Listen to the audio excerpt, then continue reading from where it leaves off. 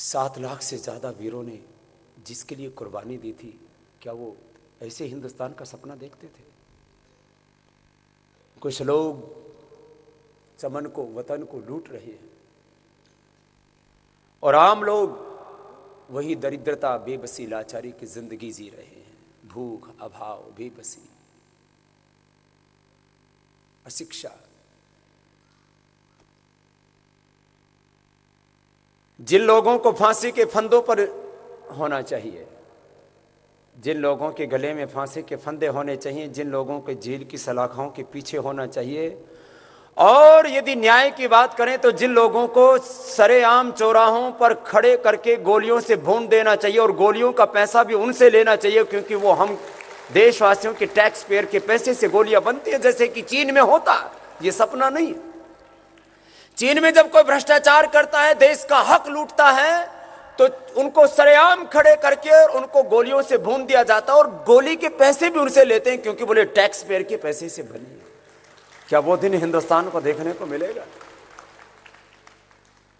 मैंने कहा, जिन लोगों के सीने में गोलियां होनी चाहिए, जिन लोगों के गले में फांसी के फंदे होने चाहिए, जो लोग जेल की सलाखों के पीछे, जिनके हाथों पैरों में हथकड़ियां होनी चाहिए, उनके पास में हजारों लाखों करोड़ की दौलत, 5 सितारा होटलों में वो भोग विलासिता अय्याशी करते हैं।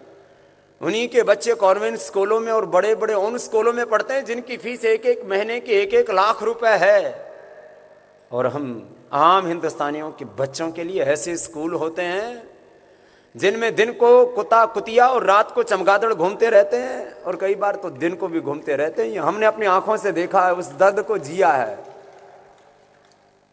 हॉस्पिटल ऐसे, वहां मरीज मर जाते हैं तड़फते तड़फते, लेकिन इलाज का तो प्रश्न ही नहीं। और ये तो अपना इलाज हिंदुस्तान में करवाते भी नहीं। साहब, नेताजी बीमार हो गए,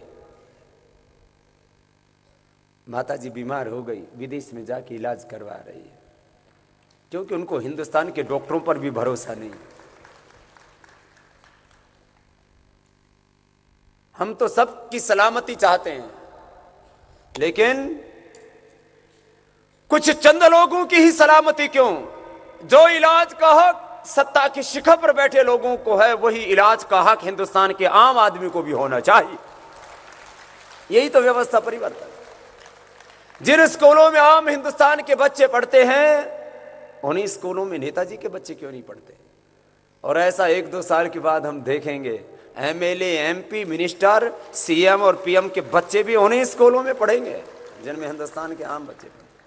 1-2 चीजें हो जाए ये काम। ये जो काले धन की हम बात कर रहे हैं, ये काला धन है क्या? ये देश के 121 करोड़ लोगों का हक है। ये देश के किसानों का, ये नौजवानों का, ये दलितों का, बाल्मियों का, आदिवासियों का, वनवासियों का, ये मजदूरों का, ये कारीगरों का, वो हिंदुस्तान के आम लोग जो ये सोचते हैं कि शायद हमें तो कुछ नहीं मिलेगा। क्यों नहीं मिलेगा? इस देश की संपूर्ण शक्ति और संपूर्ण संपदा के ऊपर देश के 121 करोड़ लोगों का बराबर का हक, और हम उसको दिला करके रहेंगे। यही हमारा अभियान है। और ये बात हिंदुस्तान के 121 करोड़ लोगों तक हमको पहुंचानी है कि हमें जो करीब 400 लाख करोड़ रुपए इन बेईमानों ने लूटा और आज भी हर रोज लूट रहे हैं, ये हमारा हक है। हम कोई भीख नहीं मांग रहे हैं, हम अपना अधिकार मांग रहे हैं। ये हमारा संवैधानिक लोकतांत्रिक अधिकार है और हम इसको लेकर के रहेंगे। बस लोगों को ये बताना है और जाकर के जगाना है। कौन कहता है भारत गरीब है? न पहले गरीब था, न आज गरीब है। पहले विदेशियों ने लूटा, फिर अपने ही वतन की दरिंदों ने, जाहिलों ने, इन क्रूर, शातिर, बेईमान लोगों ने लूटा। परदेशियों ने लूटा क्योंकि उनको तो इस वतन से मोहब्बत नहीं थी। लेकिन न जाने कौन सी प्रेत आत्माएं, भूत आत्माएं, राक्षस आत्माएं पैदा हो गई अपने हिंदुस्तान में, और अपने ही वतन में पैदा होकर के अपने ही मां के सीने पर वार कर रहे हैं, प्रहार कर रहे हैं। लोग कहते हैं भारत गरीब है। इस देश में मैंने अर्थशास्त्रियों से पूछा इसके एस्टिमेट लगाए जाते हैं कि इस देश में अभी भी कितना धन है, कितनी संपत्ति है। तो मैंने IIM के प्रोफेसर से लेकर के बड़े बड़े इकोनॉमिस्ट, अर्थशास्त्रियों से लेकर के सबसे पूछा तो सब ने मुझे बताया, बाबा जी 50,000 टन से लेकर के 1 लाख टन तक तो सोना है। करीब 1 लाख टन यदि सोना है तो उसकी कीमत है करीब 300 लाख करोड़। कितनी है? अरे जोर से तो बोलो। आप जो पहले पढ़ते थे ना, जहां डाल डाल पर सोने की चिड़िया करती है बसेरा, वो भारत देश है मेरा, वो भारत देश। और ये तो आज भी है, ये तो आज भी है। पहले पूरे विश्व में जो हम व्यापार करते थे, पहले ये नोट वाली करेंसी नहीं थी, पहले ये मेटल वाली करेंसी थी। सोना और चांदी के ही सिक्के चला करते थे। ये नोट वाली करेंसी में तो बहुत खोट है। नोट का मतलब ही खोट है। 1 नोट लाख खोट। इसमें इतनी गड़बड़ झाला कर दिया 1944 के बाद। ये वर्ल्ड बैंक, IMF बना करके मैंने कहा नहीं, 5 संस्थाएं अलोकतांत्रिक तरीके से चल रही और पूरी दुनिया को क्रूरता के साथ लूट रही हैं। World bank, IMF, UNO, WHO, WTO। बस 2, 4, 5, 10 साल लगेंगे अब इन 5 संस्थाओं की वैश्विक लूट को भी बंद करना है। ये भी हमें संकल्प लेना है। बहुत बहुत बहुत क्रूरता, बहुत बर्बरता चल रही है पूरी दुनिया में। तो 300 लाख करोड़ का तो सोना ही है। 89 प्रकार के हमारे यहां पर मिलना, जिसकी मैंने कहा अनुमानित उसकी जो कीमत है वो करीब 10,000 लाख करोड़ रुपए से लेकर के 20,000 लाख करोड़, 32,87,273 वर्ग किलोमीटर का अपना ये हिंदुस्तान।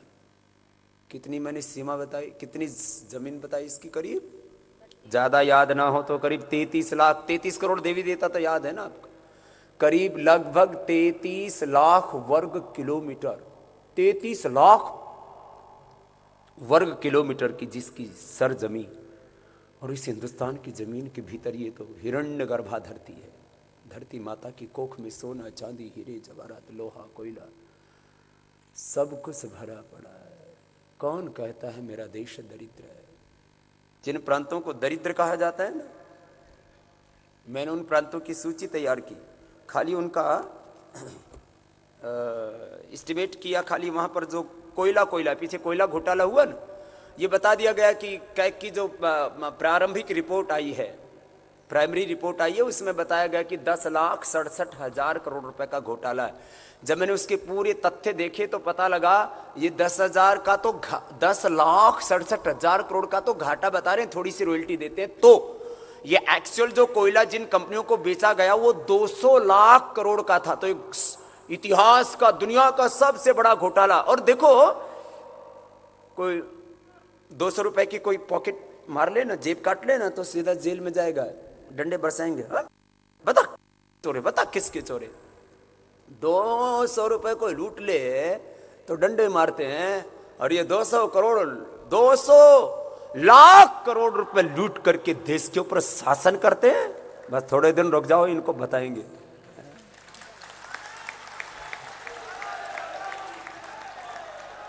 लोगों को, इनको चौराहों पर क्या करेंगे अभी नहीं बोलते। लोग कहेंगे अरे ये हम इनको तो शासक समझे थे, इनको तो हम चौकीदार समझे थे, ये पहरेदार तो सब चोर, डाकू, उचक्के। ओफो, ये क्या हो गया? 50 बिलियन टन बेचा उन कंपनियों को जो ये घाटा, घोटाला या मिसमैनेजमेंट जिसको बताया गया। कितने का, कितना बेचा? 50 बिलियन टन। इसकी कीमत, क्योंकि 350 से लेकर के 3,500 से लेकर 6,000 रुपए टन का कोयले का भाव है। कोकिंग से लेकर के, सामान्य कोयले से लेकर कोकिंग तक ऐसा कोयला। 200 लाख करोड़ का घोटाला कर दिया। और आप देखो कितनी विचित्र बात, कैसी है राजनीतिक लोगों की जमात।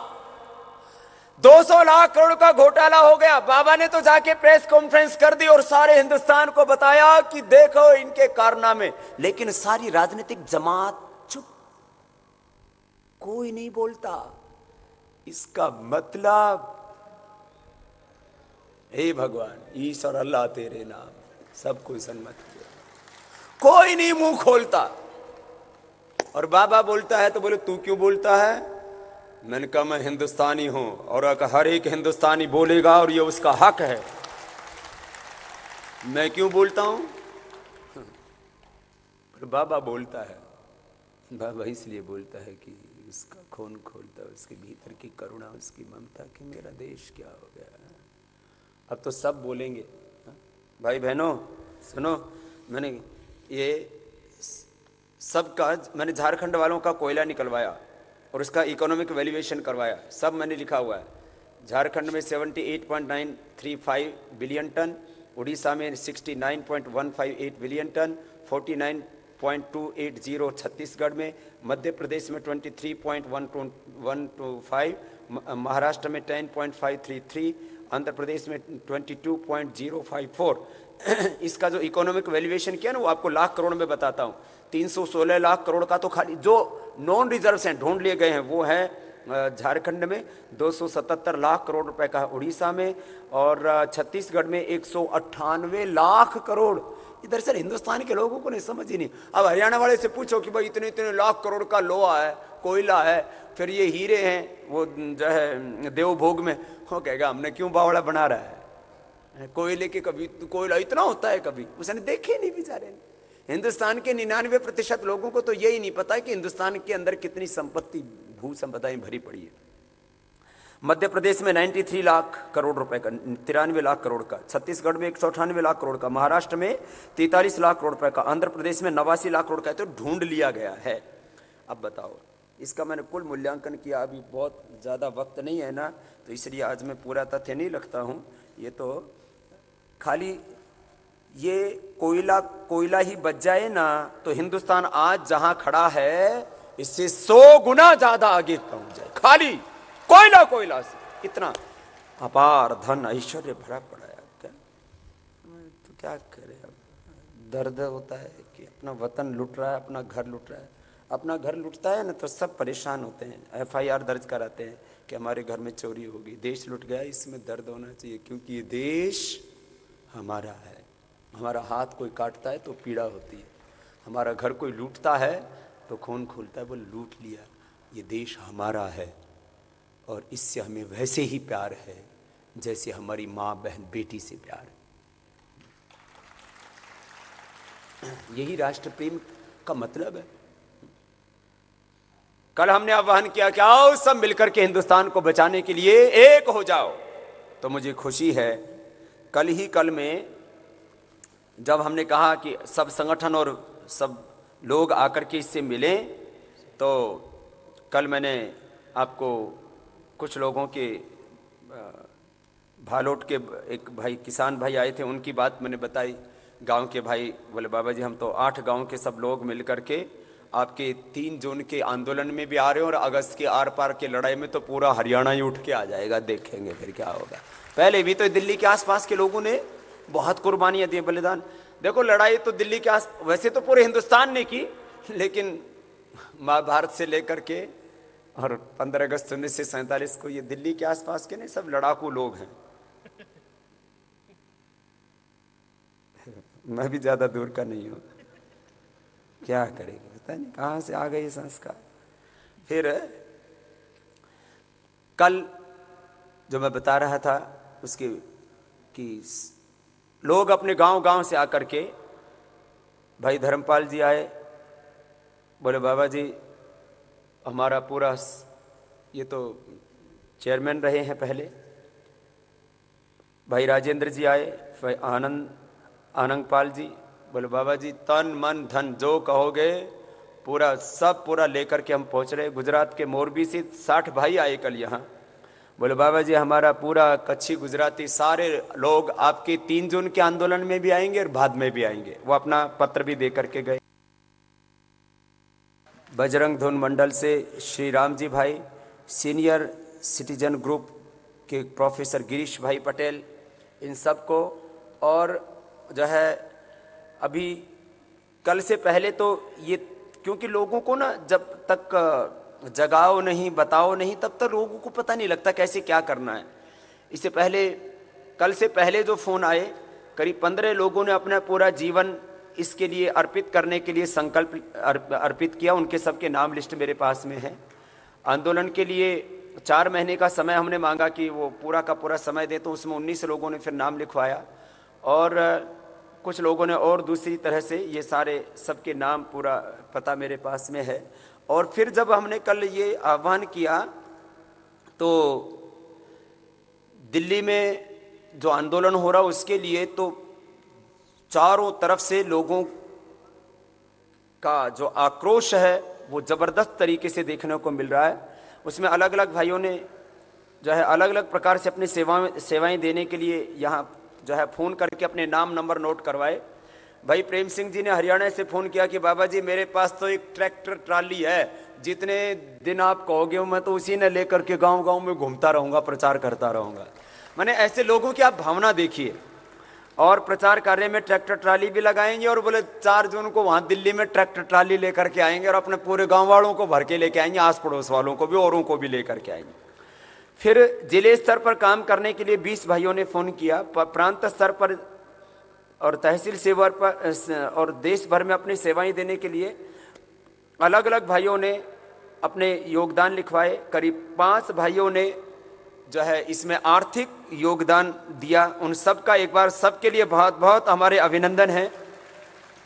जो हमने कहा कि जो पढ़े लिखे बच्चे हैं या पढ़े लिखे जो युवाओं के अलावा जो दूसरे लोग हैं जो सोशल मीडिया में और तकनीकी सेवा दे सकते हैं, तो 2 भाइयों ने कहा कि हम कंप्यूटर पर सेवा देने के लिए जितने दिन आप कहोगे उतने दिन हम तैयार हैं। लेखन के लिए 2 भाइयों ने अपना वो जो है नाम लिखवाया, और 37 भाइयों ने कि हिंदुस्तान में हमें जहाँ भी लगा दो हम ये प्रचार का कार्य करेंगे।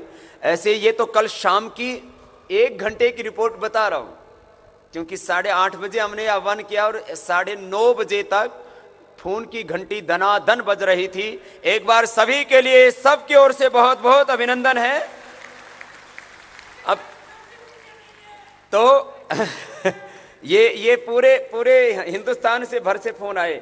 इसमें असम से, उत्तर प्रदेश से, हरियाणा से, हिमाचल से, मध्य प्रदेश से और उड़ीसा से, फिर उत्तराखंड से, झारखंड से, फिर कोई भी स्टेट बचा नहीं है, त्रिपुरा से, पूरा उत्तर दक्षिण पूर्व पश्चिम, महाराष्ट्र से, बेंगलोर से, सब पूरे देश भर से 1 घंटे के अंदर ही। अब वो जितने सुन पाए, क्योंकि अब फोन लाइन तो सुबह 6 बजे से लेकर के रात को मैंने बोला था 10 बजे तक, 6 से 10 तक ये सेवा रहती है। तो ये आस्था के ऊपर भी नंबर बराबर चल रहे हैं, 240008 01334 240008। ये एक ही नंबर डायल करते हैं, तो एक ही नंबर पर, अलग अलग नहीं डायल करना, एक ही नंबर के ऊपर 12 लाइन एक साथ चलती हैं। तो आपको एक ही नंबर डायल करना है, 01334 240008। इस एक ही नंबर पर फोन करते हैं तो एक बिजी होता तो दूसरे पर जंप करती है ऐसी लाइन। तो ऐसे दूसरा नंबर 246737 244107, ये पुराने नंबर हैं, कई साल पुराने नंबर हैं। 24 4 बार 8888 248888 248999। इस तरह से ये भाइयों ने अपने योगदान लिखाए उन सबको। और जो आगे इस पूरे यज्ञ में अपना जो भी योगदान देना चाहते हैं उनको हम साधुवाद देते हैं। एक भाई आया, मैं उसको यहाँ यदि है तो आमंत्रित भी करता हूँ। उसका नाम है विकास तोमर। ये राष्ट्रीय निशानेबाज, माने जो शार्प शूटर का जो है वो करते हैं, प्रैक्टिस करते हैं। तो ये जो है इनकी पूरी इनका ग्रुप है शार्प शूटर्स का। ये 1000 नौजवान 3 जून को रामलीला मैदान में आ रहे हैं। अब ये बाबा जी की फौज नहीं है। हाँ भाई, कभी सोचे कि बाबा जी ने गोली चलाने वाले को बुला लिया, ये हिंदुस्तान की फौज है। ये कहां पर है? विकास है यहां, वो बेटा। तो ये विकास बेटा, आजा आजा ऊपर आजा। ये 1000 नौजवान और 500 खिलाड़ियों को लेकर के 3 जून को भी अनशन वो आंदोलन में आ रहा है। और उसके बाद बोलो बाबा जी जहां कहोगे वहां मर जाएंगे, बिट जाएंगे, लेकिन हिंदुस्तान के हक की लड़ाई लड़ेंगे।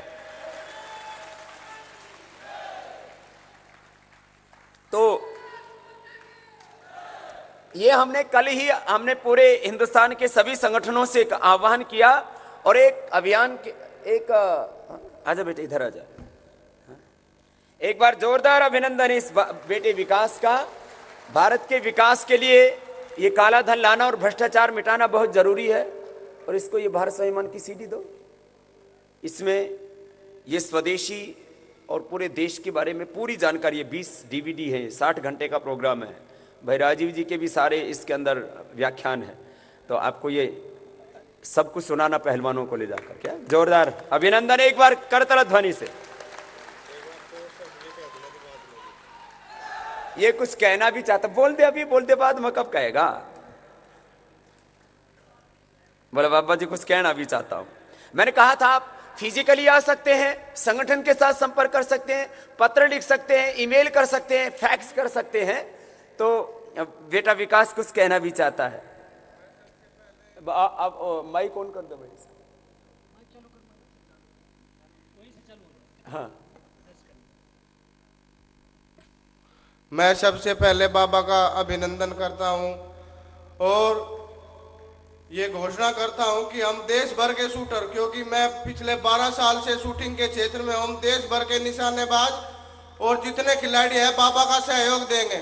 अगर संगठन का कहीं नाखून कटा तो हम अपना सर कटा देंगे। मैं आह्वान करता हूं क्योंकि देशभक्ति हमने बचपन से सीखी है और देश के लिए ही खेलते हैं। मैं एक छोटी सी बात बताना चाहता हूं, क्योंकि मैं सबसे ज्यादा जो प्रेरित हूं उस देशभक्त से हूं, सरदार भगत सिंह से। सरदार भगत सिंह की जब अदालत में पैरवी हो रही थी तो जब वकील ने उन पर आरोप लगा कि भगत सिंह तुमने अदालत में, तुमने असेंबली में बम फेंका है और सैंडर्स को गोली मारी है, तो ये सुनकर भगत सिंह हंसने लगा। तो जज साहब ने कहा कि भगत सिंह तुम अदालत में हंस रहे हो, अदालत में हंसना अदालत की तौहीन है, इसमें तुम्हें फांसी की सजा हो सकती है। तो उस वीर जवान ने, उस देशभक्त ने उसमें क्या जवाब दिया? उसने जवाब दिया कि जज साहब अदालत में हंसने की सजा तो तुम फांसी दे दोगे, अगर फांसी पर भी हंसी आ गई तो कौन सी सजा दोगे? तो ये जज्बे के साथ हम आगे बढ़ेंगे और बाबा जी के साथ अपना जीवन समर्पित कर देंगे और जब तक बाबा जी कहेंगे हम साथ हैं बाबा जी के। धन्यवाद। तो ये तो एक विकास का जज्बा आपने देखा। खुश रहो बेटा। और हमने कहा ये तो सबकी लड़ाई है, कलेक्टिव क्रेडिट लो, सब मिलकर के श्रेय लो, सब मिलकर के श्रम करो, आगे बढ़ो। आज महिलाओं के उत्थान के लिए और खास करके दलित महिलाओं और दलित वर्ग के उत्थान के लिए जिन्होंने अपना पूरा जीवन अर्पित कर दिया, ऐसी श्रद्धामयी ज्योतिबा फूले और पूज्य माता कस्तूरी बा गांधी का आज वो जयंती का दिन है। एक बार हम समस्त राष्ट्रवासियों की ओर से उनको अभिनंदन करते हैं और श्रद्धामयी वंदनीय मातृशक्ति को अपना प्रणाम करते हैं। और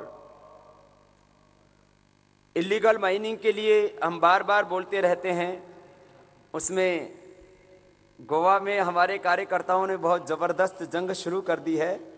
हमारे भाई कमलेश जी के मार्गदर्शन में, नेतृत्व में, वहाँ 10 ट्रक इलीगल माइनिंग के वहाँ जो जा रहे थे उनको अपने कार्यकर्ताओं ने पकड़ा हुआ है। उनका एक बार जोरदार अभिनंदन है। और सब आज संकल्पित होकर के जाएंगे और ये प्रण करेंगे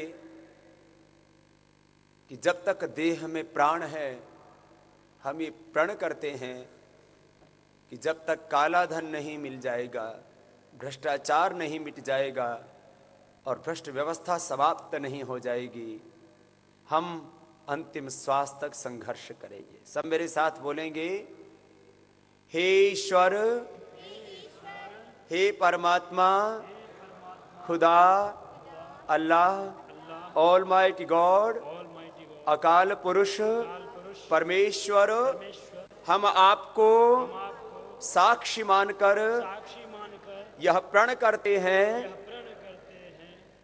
जब तक काला धन नहीं मिल जाएगा, भ्रष्टाचार नहीं मिट जाएगा और इस भ्रष्ट व्यवस्था का अंत नहीं हो जाएगा, तब तक अंतिम श्वास तक हम संघर्ष करेंगे। अपने प्राणों की आहुति यदि हमें अर्पित करनी पड़ी तो भी हम पीछे नहीं हटेंगे। बोले भारत माता की वंदे वंदे इंकलाब जिंदाबाद इंकलाब जिंदाबाद।